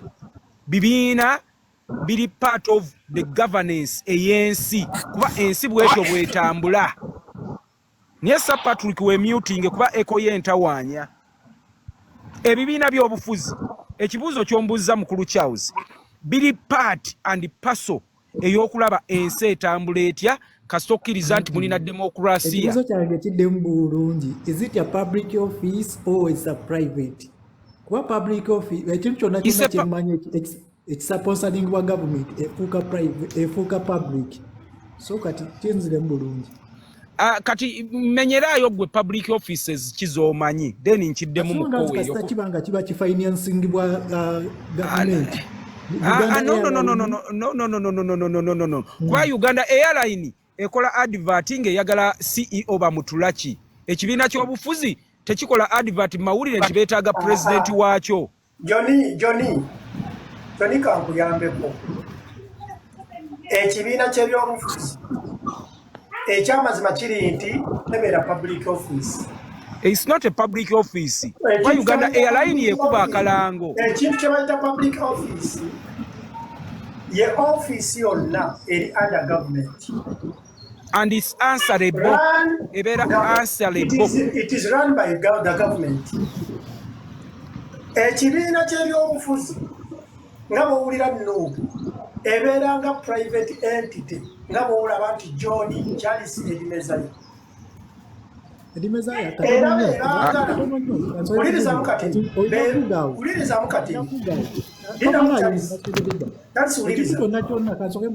Ekintu kyonna ekikozesebwa ekikosa ssente za gavumenti, it's a public office. Okay, kakati uliriza Charles. Office ya NRM wali weni. Your office, it belongs to NRM party, not to the government of Uganda. Era bebamanyi ani alina okuyingirayo batalina kuyingirayo. Nga bw'olaba bwe nagendayo ne baagobayo. Anyway, Eddie Mizaya, kanziremu ekibuuzo ky'omukulu bannange tugende empola. Sikyaziwuma ngenda kuddamu. Ekibiina ky'obufuzi genda osome roles of political parties mu nsi kuba ze zitereeza how countries are governed, but ekibiina ky'ebyobufuzi tekiringa Ministry of Health, tekiringa Mulago Hospital nti eri finance by government nti balina okulonda badokita era ne bajja ne babasasula okuprovidingira services wanayinki. Ebibiina by'obufuzi biri autonomous, but government erina obbi supervisinga kwasi bibiina byabayeekera. Uliriza abo muganda wange. Kulemena kwekunya mukule tubere bantu bakulu. It is not a public office. I say public office. I say private, but it's not a public office. No, it is private. Ekintu private kibeera bwekiti muganda wange. Ekibiina ky'ebyobufuzi kye bayita NUP oba NRM biddukanyizibwa abantu be balonda kakiiko kaabwe oba be baagala bayingiremu. Tekitegeeza nti nno bekibeera in fact wekyenkana nga nze bwe nina essimu yange ne NUP bw'erina ekibiina kyabwe. Okay, Eddie Mizaya endamu katika mawuliza ate tulwaliro Uganda Police amasomero ga gavumenti enguudo ebyo bibeera public kuba biri governed for by the government. Biri governed by the government. Kamalirize submission yange Patrick kuba kati mulabika discussion mugikyusizza byonna mwenna muyinza okuba mulina information naye engeri bwe mugipackaginga njiraba nga ate abantu eyinza obbawabya kubanga NUP okay sebo tuyambeko tuyambe sebo Mr. Kimbo political parties buli omu kyayagala okubuuza yandibadde mutuufu oli agamba nti ekibiina ekifandingibwa ssente eziri mu gavumenti kyandibadde public ekintu kino twali twagala kitwalako mu constitutional court batubuulire political parties mu Uganda ziri public office oba private office kubanga ziri funded by government era ziri regulated by government kati awo kireetamu element ezifuula nti ziri public however legally teziri public olw'ensonga baakiraba nti singa bamala ne bakikola nga kiri public kati President Museveni aba tasobola kubeera chairman wa NRM kuba constitution egamba tosobola kubeera na office ndala ya public so kati ne bakirekawo wakati nenga mu mateeka olw'okuba kiri funded by government regulated by government chandibadde public office but legally it is not. Kimbo lindako mpola nange ngenda kubuuza ekibuuzo. Do you know the criteria a government or electoral commission in the under political party act and funding ekibiina we kiqualifying bw'okuweebwa ssente gwolooza Mugisha muntu atalinayo omubaka yena mu parliament naye bamuwa ssente tebamuwa. Can you explain that? Kyenjogedde kiri mu mateeka. Nati kyogedde kiri mu mateeka but tolaze nti ekibiina kituuka kitya to qualify to get money. Nyonyola point eyo nayo. It doesn't matter. Eyo regulation ndala nti okuqualifying okufuna sente ndala. Olina okuba n'omubaka. Anti kati lindako ekyo buli omu representation kati gwe ngamba otya byonna biri funded by government. Kati twogere bwe tulina funding ne regulation ebyo ebintu bibiri. Not funding is numerical strength gyolina bw'otafunayo mubaka toba na funding kati regulation yo is under political party act through electoral commission ebibiina birina okuba supervised. Anti kakati ekibiina bwe kifuuka ne kifuna bamemba ba parliament ne bagenda mu gundi mu parliament ne kitandika okufuna funding ya government, does it make it a public institution? But political parties are not personal businesses, Sebo, Kimbo. They are not personal. They have national assets. They are private organizations. Private organizations. Never nine. Johnny. Sebo. Data totulimba. Political parties are private businesses. Eddie Mizaya ate awonja kuibukana naawe kuba political party tojja gibalanga akaduuka akamwe akatunda ematooka we Sweden awate oba ozinafuyiza togamba political party kalinga akaduuka akatunda emmere e Sweden. Private businesses zonna tezenkana capital. Tezenkana capital. Essaawa zino Bungereza ali amaduuka agava Sweden, mu America ali amaduuka agava Sweden. Saagala libalire mu kaduuka kali. Singa mumpedda ekibiina NRM esobola okusalawo okutunda NRM. Nebakikusoma omugaga. Nga bw'olaba Kibalama yakwata NRM. Political parties are not sold. Eddie Mezaya temulimba bantu. Obuyinza bukyuka bukyusi under a memorandum and delegates conference. Fenna tumanyi ebibiina bya tumanyi public offices wezitundibwa. Mumpoye budde mbajja. Ndowooza fenna tumanyi. Kibalama yali atunda NUP. Ebibiina by'obufuzi babitwala ku stock exchange biriko ku stock market. Kibalama yali atunda. Tibikola profit. Kati kyagala otugamba Kibalama yawaayo ekibiina olw'obwereere. Yawaayo buwi mu mateeka. Uliriza Johnny. Kwegenda mu electoral commission. A delegates conference. Ulirizaamu. Badde bali ne bombira ebyabwe ne bateesa. Wama Patrick ne bakola discussion zaabwe. Uliriza yuza. Kibalama yali atunda NUP. Tetwagala okumanya oba yagitunda ssente mmeka oba baamumatiza n'agiwera obwereere. N'ekikulu yagitunda. Teyamala kuteeka mu gazeti. Nange ekyo kiboozibozi. Eddie Mezaya, that's a street talk. That's a street talk. Naye mu mateeka ekibiina tebakitunda. Uliriza Gav Johnny. Public office bw'ebeera ng'etundibwa basooka giteeka mu gazeti ne bagiranga. Kibalama yali atunda NUP yazuuka buzuukusi ku makya n'akwatagana n'ekibanda Bobi Wine. Edimezaya katono nnyo kankunyonnyole ekiriyo era ne Kibalama teyakeera ku makya n'akwata Bobi Wine. Kyovola abagenda mu kkooti ne bagira ne bakola ki ne bateesa nga Kibalama afulumiza akatambi akagamba mbuno Bobi Wine yamusuubiza obukadde $5 okumuguza ekibiina. Ekibiina ekisooka tebakitunda. Ekibiina delegate eba erina okutuula ewali omuntu founder ne oyo omubalirizi bamuyita ne secretary general waayo, then delegate netuula bulungi, then ne bakyusa obuyinza okubuwa president omulala.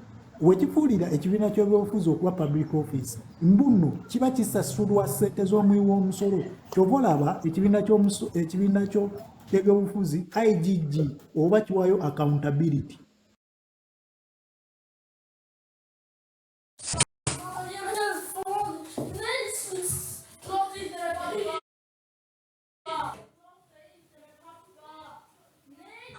Ensonga nayo byatondebwawo butondebwa gavumenti nekola ki negifacilitating naye tegifuna okuba muno it's a public entity kubanga sente ebyaziteekawo za gavumenti era sente zebwamu omusolo. Kyazi nkubuuza ekibuuzo. Political parties ziri answerable wani nga Uganda Airline bweri answerable to the parliament era omulaba bamutulaki bamukunyakunya how she has misused the money. Have you seen political parties being grilled by parliament n'obukiiko bwa parliament to audit, to bring them to audit? Ziri answerable eriani political party bwe bamweza abantu nati electoral commission does supervision kubagenda mu constitution zonna kebe Bungereza Conservative Party, Labour Party, solkaliaizayo kutwala bukulembeze bwa ggwanga. Bungereza ebirala bye mu discussing no telina constitution yebyo byonna mbimanyi but is governed. Katugende ku America oba tugende ku South Africa. What's the role mu constitution zaabwe mulimu ebibiina by'obufuzi nti ebibiina by'obufuzi tujja bikola nga bwe tujja kubeera nga so you think EDF yamalema teri regulated the South Africa eriwo nga kyetwala? Is it a ghost? There is a difference to regulate kati nga bw'olaba gavumenti bwe regulatinga businesses z'abantu oba non-government organizations oziraba NGOs eziri awo government is regulating and is registering, but none of those non-government organizations is in constitution. I think you know Mukulu Kimbo nzikiriza opinion yo, but I think you know debate ndaba terina jeraga kuba kye tu discussing about ebibiina. I think we should focus twayogedde ku funding y'ebibiina. We should focus on main issues. Nekati you know debate wombuza, what are we trying to achieve in this discussion, Mr. Kimbo? Twagala ku achieving the legality over the nature status y'ebibiina by'obufuzi mu Uganda. Are they public or private? That is the question. What do you call public and private? What's private to you? Private is owned by individual and it is just someone, the owner can decide to do whatever they want. So you think political parties are like a kiosk or governor, club governor? Charlie Rubega owns club governor. Anti kati kyenkugamba nti oli kyeyabadde oli ayogera nti ziri public mu perspective ye mutuufu mu mateeka bwe kityo bwe kyandibadde, but bakuteeka mu ndowooza eraga nti ziri private kubanga baagala oziddukanya nga ziri private. Nakugambye singa bamala ne bakirangirira nti kiri private kiri public kiba kitegeeza President Museveni tasobola kubeera chairman wa NRM, Nobert Mao tasobola kubeera chairman wa NRM ng'ate minister. But olw'okuba bakireka njagalo yawula ebintu bibiri, legal ne law bintu bibiri byanjawulo. Ekintu okubeera nga kiri legale n'okubeera nga kiri muteeka na bintu bibiri byanjawulo, n'okubeera nga kiri oba legality nakyo kyanjawulo.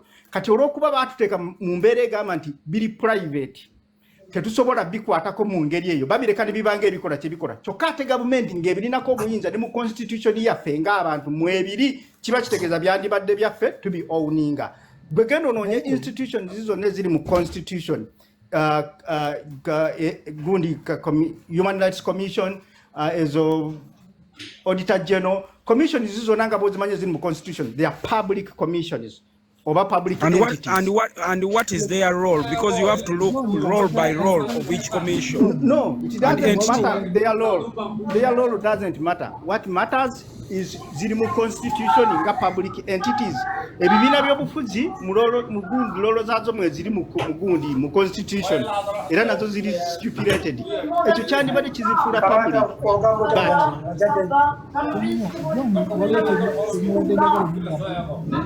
amateeka bagakola ku byago. So what's the alternative to this debate, whether public or private? What's the alternative to it? Alternative kyenyinza okugamba kimu kugenda mu constitutional court nekola interpretation yaayo. Bwana Johnny, katubeera nga tuteesa mu mpeesa era tutegeera ssebo Mesaya ebintu bye ono omusajja Kimbo mugezi. Wuliriza ekigambo kye bayita private organization ebeera personal business. Kati gwogamba political parties are personal businesses. Muganda walionga walionga Museveni ategeka NRM. Mesaya waliyo ekyo kandeke bawuma lubakiddemu. Toyagala okungamba nti President Museveni wasalawo okutunda NRM tagitunda. Asobola gitunda bwemba mwali mu kooti nga bamuwoza omusango gwa gundi gwe tuba tubeesa omusango gwa Kibalama wagufollowinga ogwa Kibalama. Nakula. Yes. Was that a private business? Yagitundanga. Tegitunda tekibangayo. Ekimiza towabya bantu. Wuma luwuna akunnyonnyole. Okutunda you sell something profitable. Kati nkutidde osobola okutunda service nga tefunye wadde nusu 10 okusinziira ku nteesaganyaayo n'oli bw'oguza mu ababiri. Political parties are not commodities. They are national assets for us people to organize, to run the countries. Edimeza kyovuga kifu. Bannange njagala tutegeere ekintu kimu. Taata nkuddiramu Bobi Wine alina eddembe lye. Nkubuulira amazima okuggalawo NUP oba okugenda nayo mu maaso. Sobola talirina eddembe ly'okugoba buli gwayagadde. Talirina. Electoral Commission tekimukkiriza. Electoral Commission teyinza mukkiriza ssebo. Paye regulating ebibiina by'obufuzi. Kirina okuba n'ebungu yakyo constitution yakyo ku kitambulira. Mumanyi wangi njogereko nange katini kata yogera nze ndi musajja munyarwanda ndi mu Kigali kambayambeko katini Yogera Olunyarwanda tuwulire ssebo tuluwulira. Muluwulira baba? Yogera Lunyarwanda tuluwulira. Komera. Kasoko Ruganda nterizemu katini. Political parties si private entity nga Mesaya bwayogera. Those are government entities regulated by government. Kiba kitegeeza anything public kubanga osoka nomanya zajja zitya abantu publicly be baronda office ezo be baronda ekibiina. Kati Bobi Wine oba Museveni tebalina buyinza bugamba mbufe era ekibiina tukiweze tetukyakyagala oba tukitunza asiri yabwe. It's a public entity, not private. Nga bashogamba nti ntunza akasomero kange oba edduuka lyange oba poloti ekyo tekiriyo. Ligare eba private eba public entity bwe bibasewo Mesaya kembadde nongosaamu ako kokka ngo abumva Kinyarwanda mbabwire gatoya babuulire lulimi lwo araba Kinyarwanda wangisebo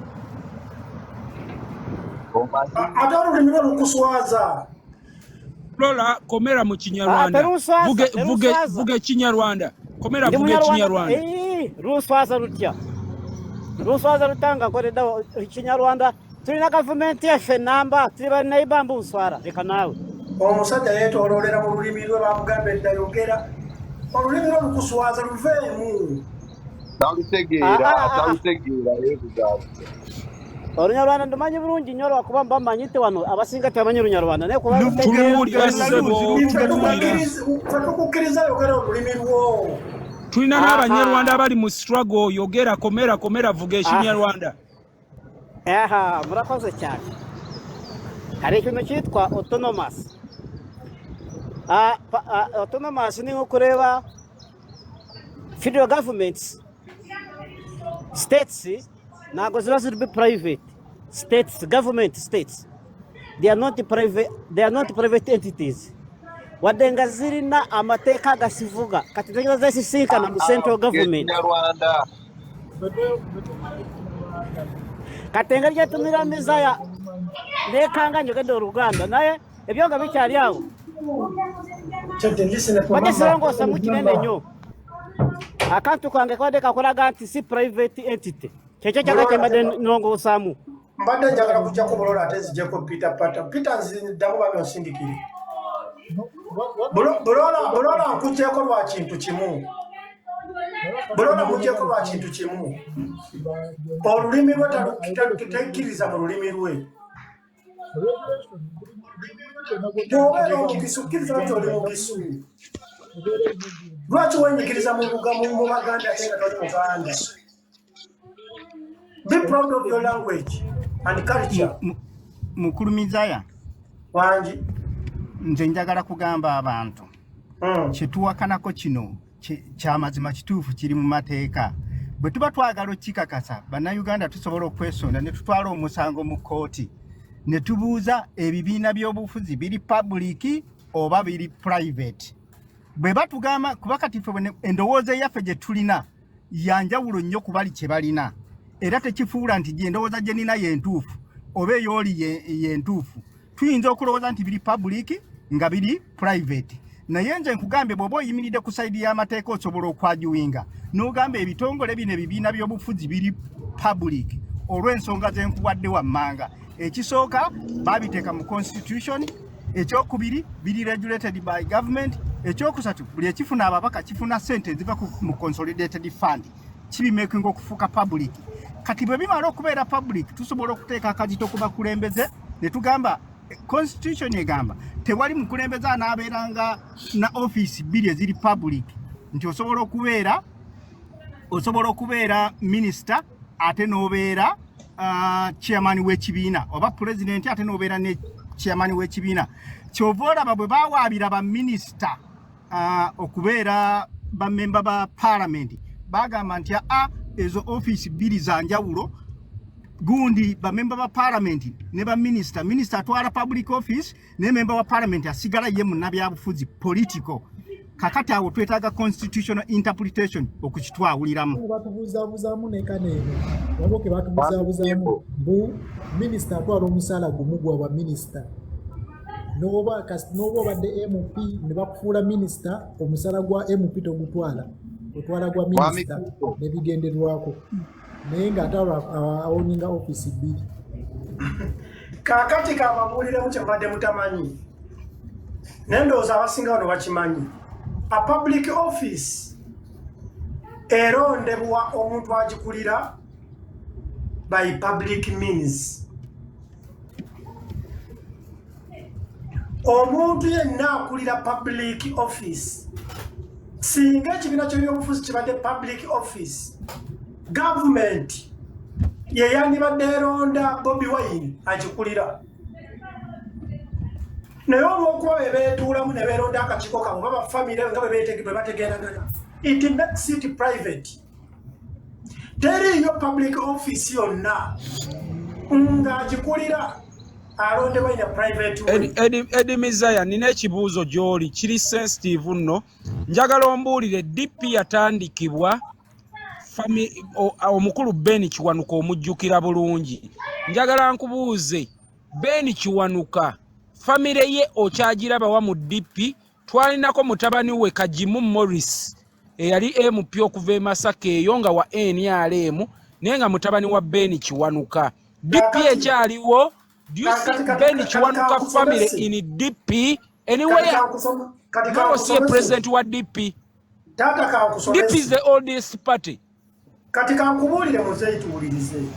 olw'okubanga omwami Kiwanuka ye yatandikawo DP era ye initiator nakati afuna ssente bazitwala mu famire ya mwami Kiwanuka nga omusaala gwe tekiriyo ssebo nkutidde omusajja gwe bayita Elias Lukwago bwe yagenda nga bagenda okuddabiriza emmotoka yali ya Ben Kiwanuka era ne bagijjayo gavumenti roza nebiyingiramu oba pemu nerabiddemu awo omusajja wagirabanga eri mu bwavu emmotoka nagiraba ssebo omusajja bamuteeka ku kamera gwe bayita Elias Lukwago n'agamba nti no DP ekyawa percentage famire ya muzeeyi Kiwanuka as a founder out of respect uliriza muganda wange Johnny ekyo kitegeeza evidence mu lulimi olw'economy oba economics era ne NUP ekyalabirira Kibalama out of respect mwezi babala financial year ya mwaka ku nkomero y'omwaka financial year ne batema akayingiddemu ne bagamba eno percentage egenda wa initiator nanyini business ekiwanuka ekyo kiki qualifying so kubeera private business no Edimezaya kyoyogera okimanyi mu mukyamu waliwo ekifo kyebagazetinga abo abantu ba founder b'ebibiina ebyo gye bagenda ne batuula ekifo ekyo lwakuba nkirabiddemu erinnya naye wenaba nkijjukire enda kudda nkibagambe ekyo kya muntu no ekyo kya muntu ekibiina ekyo wangi ekintu ekisookera ddala Edimezaya kyali mu kuwakanya mu mateeka amateeka amatuufu all political parties are public entities naye bwe kijja wano mu Uganda political parties are private njala kusooka olabire ku live example ya Kibalama bwebanga it was political parties are public entities Kibalama nga agenda okuguza Nuupu eyo agenda okuguza ekyo ekibiina kyakiguze Bobi Wine. Can you bring evidence nti Kibalama yatunda ekibiina? Bring evidence. Mr. Charles. Yes sir. Johnny wayagala tukonfuzingira waawa alowooza tetumanyi Uganda ekintu kyonna ekya gavumenti bw'abeera bagenda okukikyusa okukiteeka mu management kugenda mu mikono ya mirala ekintu ekyo bakiranga ne bakiteeka mu public gazette. Yes. Kati wembuuliza Johnny atunyonyole. But ngenda kunyonyola. Ngenda kunyonyola. Baji ngenda kunyonyola. Mu kooti nakinyonyodde mu kooti ekirango kyaliyo nga bagenda otuuza delegates conference y'ewa Kiso obuyinza bwe bwakyukira. Kyali mu public si gazeti. You have to make an advert. Eteka bwe ligamba. Bana ingatono Edimezaya. Bino ebintu byali mu kooti. Byali mu kooti. Edimezaya. Gazette, don't confuse people. Gazette kwe kussa ekintu mu bitabo bya government nti ofuuse MP oba kitongole ne bakissa mu gundi gazette. MP bwamala okulayira bamussa mu gazette. Kati kakuddire taata Johnny. Njagala tuyige Johnny. Bw'obeera ng'ogenda kukyusa amanya g'oyagala okweyita ne gano g'olina bagenda ne bakuddira amanya g'olina ne bagateeka mu public mu gazette. Balange bategeeze ensi. Nanti ne Kibalama yalanga mawulire. Ne Kibalama amateeka gekigamba Kibalama yalanga mu mawulire. Ekigambo ekyangu gazette is a government place. Era ng'ebintu eby'official. Edimezaya nange alina kumalu katono nnyo kansoke kangambe Edimezaya. Okimanyi nti gavumenti yakwata Kibalama ne bagenda ne bamutwala mu kooti nga waabira NUP. Okitegeera? Mpola nanti tugenda mpola. Kamale pointi yange. Edimezaya kati awagala kukubutika. Uliriza Junior. Oyo yali politics at play. Politics at play mu Uganda. politics at play mu Uganda badira omuntu awera ati agenda kulaga Bobi Wine engeri gye bamulabira ati yasembi government yakwata Kibalama. It was politics at play. Okay, yeah, let's take it like that. Tugende mpola mpola. Bw'okimanyi nti gavumenti yali eyagala Kibalama yeddiza ekibiina bakijjeko NUPS wali. Anti politics at play. Yes, kati right now lwaki watogamba mbu tebaakiranga nga wali baakuletera n'obujulizi nga baalanga. Anti mulirizaamu singa baali balanga ekibiina ky'ebyobufuzi kyali badde bwekiti nga bakiranze nti nze Kibalama omutandisi oba nannyini NUP nkiranga tegenda kudda mu mikono gya Bobi Wine. Yes, it was like that. It was like that. Ate gavumenti n'emala n'emukwata ng'eyagala ekyokulira gavumenti yalaba nga tesobola kukitwala eva mu nsango. Baali balanga nti Bobi Wine gavumenti ng'emanyi Bobi Wine mu Uganda. No, Eddie Mizaya bana musirikiriremu Julia nsaba musirike ensomese Mezaya ebintu byonna byali mu public domain. Kimbo Junior mumpulirize ebintu byali mu public domain. Kibalama bamukwata ne bamussa ku kizimbe waggulu eyo ne bamuwa omwenge ne bamutwala mu kooti era n'avaayo n'agamba bannaye ndi ku kizito ndi ku buzibu. Yalanga mawulire mwamulaba nga bamuwadde zibbiya ava mu kooti atuuyana Seggona amubuuza ebibuuzo kati Eddie Mizaya ava mu comedy. Va mu comedy please. Eddie Mizaya omumanyi ye byatu ali mutukayanya. Eddie Mizaya ekituufu okimanyi. Johnny government ekintu kyabayita gazeti sikulanga mu lupapula lwa Bobi nga bwe yalanga. Gwe Mezaya weesibye kagambo gazeti naye gazeti togimanyi. Weesibye ku gazeti Ssegirinya bwe yalayira ne bamussa mu gazeti ya parliament. Kati gwe gazeti gy'onyonnyola akagambo okeesibyeko bwesi.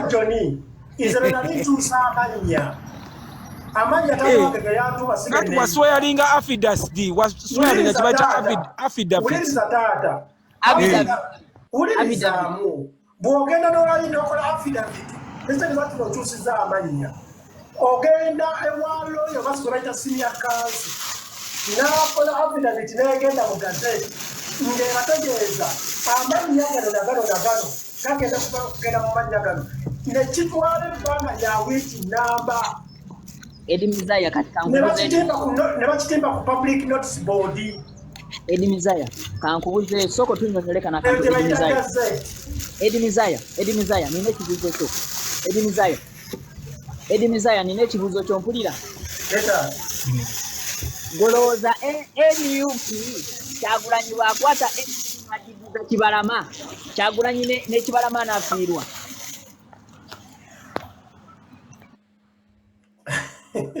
Eddie nkubuuza kyogamba NUP weetudde Kavule eryettaka eddene ne office kyogamba eryettaka lya Kibalama lya Bobi Wine n'abakulira NUP. Soko nziremu olowooza NUP Kyagulanyi n'agidiza Kibalama ne Kyagulanyi anafiirwa. Okufiirwa muki?